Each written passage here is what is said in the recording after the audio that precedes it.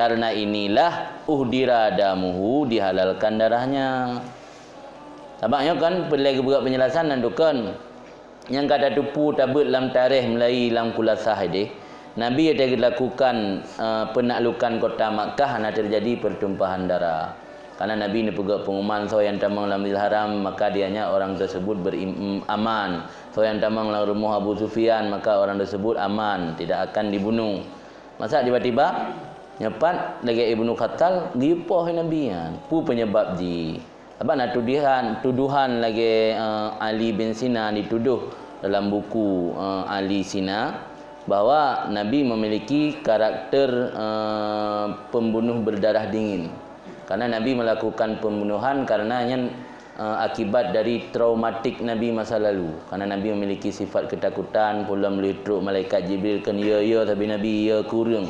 Yang broken traumatik ya kurang sehingga membuat Nabi membunuh. Jadi harus dibedakan dulu mana pembunuh berdarah dingin, mana seseorang hakim yang memberi vonis hukuman mati karena faktor kriminalitas. Jadi harus dibedakan. Berarti hakim yang memvonis tersangka karena melakukan kriminalitas tak pegahan pembunuh berdarah dingin sih. Dia punya tuduhan orang barat, nabinya memiliki karakter pembunuh berdarah dingin. Nabi suka membunuh yang dituduh oleh orang barat. Itu ceritanya Ibnu Khattal kagum gantung ro ba kiswah Kaabah, tetap Nabi perintah yupoh. Karena Nabi memang suka membunuh. Ini tuduhan yang salah. Nabi gepoh Ibnu Khattal karena kriminalitas, karena pernah membunuh orang. Itu kisah Nabi. Kan karena kemurtadan, murtadnya dudo. Awal gepoh gop dudo murtad. Dia gepoh lamit ke sampai mati, dudo murtad kan.